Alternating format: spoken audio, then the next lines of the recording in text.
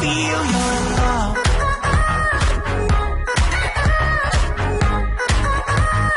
I just wanna feel your love.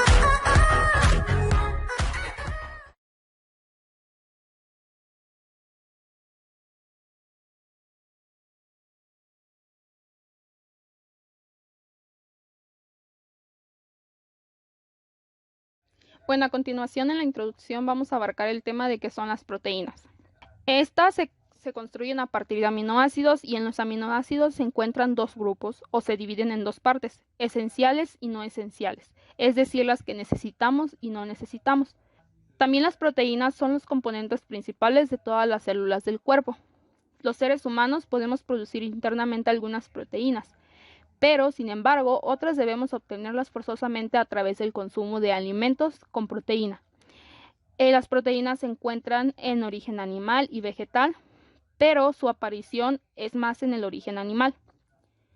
Las proteínas son uno de los tres principales grupos de macronutrientes. Los otros dos pertenecen a las grasas y los carbohidratos. Los macronutrientes son nutrientes que aportan la energía al organismo y son requeridos en grandes cantidades por nuestro cuerpo. ¿Qué quiere decir esto? Que de esto depende el funcionamiento de día con día con el que nos movemos, con el que hacemos ejercicio, con el que nos estamos manteniendo. A diferencia de las grasas y los carbohidratos, que también son necesarios para el cuerpo, estas se pueden almacenar. Las que no se almacenan o forman una reserva son las proteínas, lo que significa no se pueden aprovechar si las necesitamos de nuevo. También las proteínas son nutrientes muy importantes en nuestra dieta. Estos se utilizan también como material de construcción y recambio de tejidos. En la alimentación del ser humano, esta debe de ser rica en cantidades acordes al grupo de edad y peso. Es decir, no puedes comer más de lo que tu cuerpo pide o de lo que tu cuerpo necesita en proteínas, porque abusar de estas puede causar enfermedades o asimismo dañar tu organismo. Bueno, en el objetivo vamos a conocer y vamos a realizar a fondo el procedimiento de acuerdo a la norma mexicana FC 068S 1980, alimentos, determinación en proteínas, para la obtención de proteínas en diferentes alimentos. Ahora vamos a hablar del fundamento del método. Este consiste en la descomposición de los compuestos de nitrógeno orgánico por ebullición con ácido sulfúrico. El hidrógeno y el carbono de la materia orgánica se oxidan para formar agua y dióxido de carbono. El ácido sulfúrico se transforma en óxido de azufre, el cual reduce el material nitrogenado a sulfato de amonio. El amoníaco se libera después de la adición de hidróxido de sodio y se destila recibiéndose en una disolución del 2% de ácido bórico. Se titula nitrógeno amoniacal con una disolución valorada de ácido cuya normalidad depende de la cantidad de nitrógeno que contenga la muestra. Este método de Kendall se usa en el sulfato de cobre como catalizador y sulfato de sodio para aumentar la temperatura de la mezcla y acelerar la digestión. En el marco teórico vamos a hablar sobre la función de las proteínas. Las funciones de las proteínas es construir, mantener y regenerar las células de nuestro cuerpo. También usamos las proteínas para producir enzimas y hormonas. Las proteínas es un componente importante de nuestros huesos, músculos, cartílagos, piel y sangre. En nuestro organismo contamos con diferentes tipos de proteínas, las cuales cumplen funciones diferentes a nivel celular. Vamos a hablar sobre la función de catálisis. En esta podemos mencionar la pecticina, la cual se encuentra en el sistema digestivo y es la encargada de degradar los alimentos. Las funciones reguladoras, que ayudan a que exista un equilibrio entre las funciones que realiza el cuerpo. Es decir, por ejemplo, la insulina se encarga de regular la glucosa de la sangre. Las funciones receptoras, que se encargan de recibir las señales para que las células cumplan su funcionamiento. Las funciones de transporte, que son las encargadas de, como lo dice su nombre, transportar las sustancias dentro de nuestro organismo, como la hemoglobina, encargada de transportar el oxígeno a través de la sangre. Las funciones de defensa, como su nombre lo indica, son las encargadas de defender nuestro organismo. Por ejemplo, la queratina, que es una proteína que protege nuestra piel de los cuerpos extraños. Las funciones estructurales, que dan resistencia y elasticidad para la formación de tejido, como por ejemplo la tubulina. Estas son las funciones principales que están en nuestro cuerpo, que son las encargadas del funcionamiento de él. También tenemos las proteínas animales y las proteínas vegetales.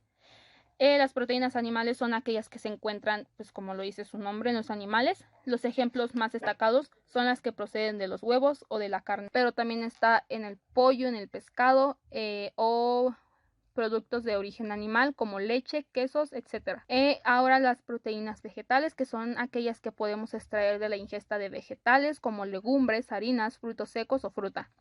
Algunos ejemplos se encuentran los guisantes, las espinacas, los aguacates, aunque no cantidades inferiores. Las proteínas vegetales pueden aportar beneficios que la carne no posee.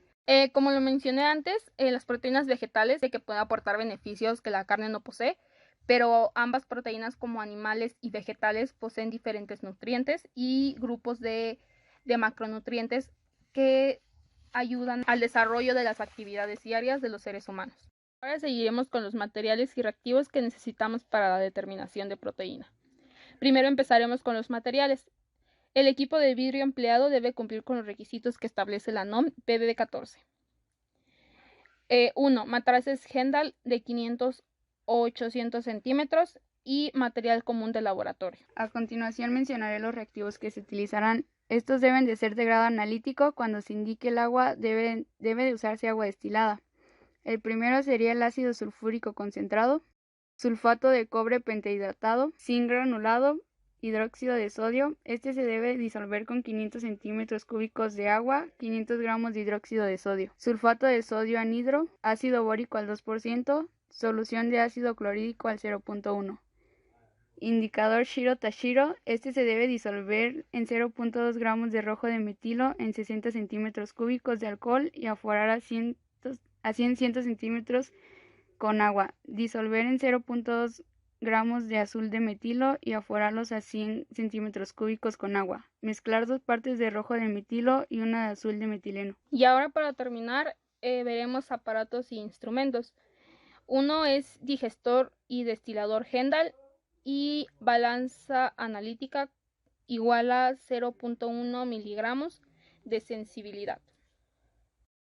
A continuación veremos el procedimiento para la determinación de proteína. En el primer paso determinaremos la masa en una balanza analítica. Esta será de aproximadamente 1 gramo de muestra. Después la pasaremos cuantitativamente a un matraz Hendal y ahí añadiremos 2 gramos de sulfato de cobre, 10 gramos de sulfato de sodio anhidro, 25 centímetros cúbicos de ácido sulfúrico y unas perlas de vidrio. En el segundo paso colocaremos el matraz en el digestor y calentaremos cuidadosamente a muy baja temperatura hasta que todo el material esté carbonizado. Aumentaremos gradualmente la temperatura hasta que la disolución esté completamente clara y dejar por 30 minutos más a esa misma temperatura. En el tercer paso enfriaremos y añadiremos de 400 a 430 centímetros cúbicos de agua para disolver completamente la muestra. Agregaremos de 3 a 4 gránulos de zinc y un poco de parafina cuando sea necesario. Y 50 centímetros cúbicos de hidróxido de sodio 1.1.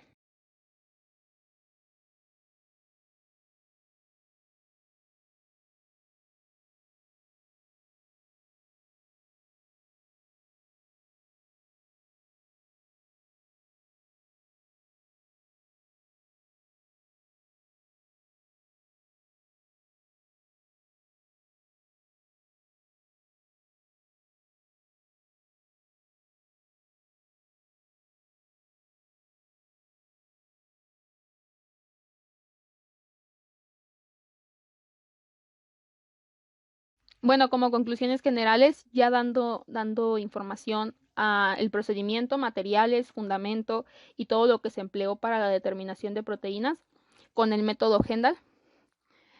Vamos a hablar un poco sobre las proteínas, la importancia de ellas y sobre el buen consumo para nuestro organismo, que estas cumplen un funcionamiento indispensable como es la construcción y regeneración de músculos, huesos, cartílagos, entre otros. Entonces es importante el consumo de ellas en nuestra dieta diaria y asimismo también controlar las porciones dependiendo de nuestro peso y edad. Sería todo por nuestra parte. Somos el equipo número 16 y gracias.